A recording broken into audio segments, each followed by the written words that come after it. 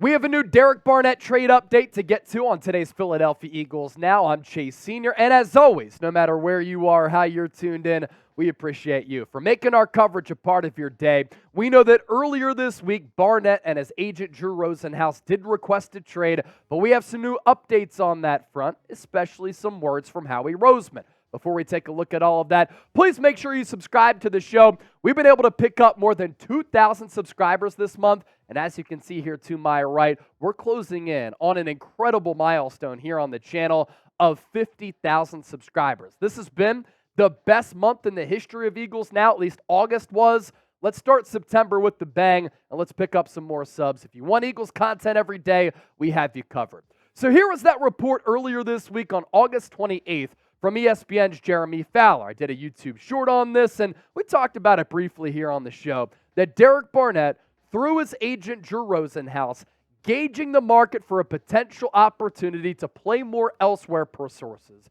Philly plans to keep Barnett, but they understand a deep pass rush roster limits playing time. So the 2017 first-round pick should have trade value. This was before all teams across the NFL trimmed those rosters down to 53 players. And at the time of that report from Fowler, you're thinking Derek Barnett was a first-round pick back in 2017. Rookie season was pretty solid. Since then, been up and down, recovered the fumble in the Super Bowl. Last year only played one game, and the Philadelphia Eagles were very successful without Barnett's services. They had 70 sacks, 15 more than any team. They don't need him this year, and they got even deeper along that defensive line, bringing in and drafting Jalen Carter, as well as Nolan Smith. And the Eagles so deep at edge and defensive end, where you can see where Philadelphia is coming from, you can see where Derek Barnett is coming from. Because I've always said this about Barnett, frustrating player with all of the penalties and some of the ill-advised mistakes. I do believe there's a better player in there. And if the Philadelphia Eagles could or still can get something back, trade him, especially if you can get some solid value via the draft or fulfilling a position of need at linebacker or maybe safety. The Eagles have continued, though, to value Derek Barnett. That's why they drafted him in the first round. Then they signed him in free agency 2 off seasons ago. They restructured his contract back a few weeks ago to give him more guaranteed money, and they like what he can bring to the table. But then there was this update from Jeff McLean, which really does back up the Eagles valuing Barnett. He said, reading Derek Barnett, the Eagles envision a role for the defensive end on game days, somewhere around a dozen snaps, so they're not actively pursuing a trade. But if the right offer were to come along, ... And Jeff McLean left the tweet as such. So the Eagles, as of right now, haven't gotten an offer that's been enticing for Barnett. They have a vision for him to play on game days, about a dozen snaps or so. And with Philadelphia, you can see where they're coming from as well. The Eagles clearly value the defensive line. Howie Roseman has said it time and time again. And Derek Barnett might not be happy about the role, but he's also the one who agreed to a contract restructure to come back to Philadelphia in the first place to make him more affordable and free up some cap space. Here's the update on Barnett from Howie Roseman this week. He said, defensive end, that's a position for us, which you see with the 53-man roster. It is a priority, so we're going to keep as many of those guys as we possibly can. Last year, we got in a little bit of a bind, had to give up a pick and had to sign guys in the middle of the year. He's referencing there the trade for Robert Quinn, which didn't work out for Philadelphia. They surrendered a 4th-round pick, and Robert Quinn, I think, gave them 1 sack. The bind, to me, was on the interior of that defensive line. They were awful against the run, and that's why they brought in Ndamukong Suh and Linval Joseph. More from Roseman on Barnett. I think you know us well enough that any conversations we have with players are private. Tremendous respect for Derek and the player in person that he is and what he brings to this football team. Love having him here.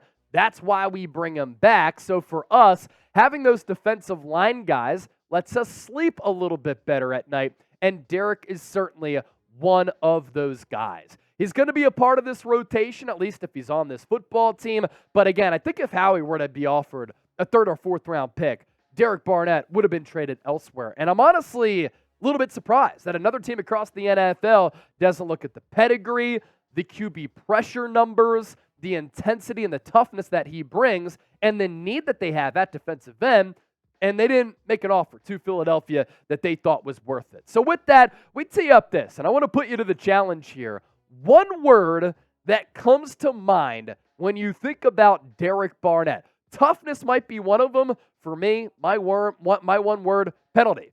It seems as though when the Eagles can't afford to commit a penalty, Derek Barnett commits a penalty. Late hit on the quarterback, driving a quarterback into the ground, roughing the passer, some type of dumb hit after the whistle. It's always him who does it.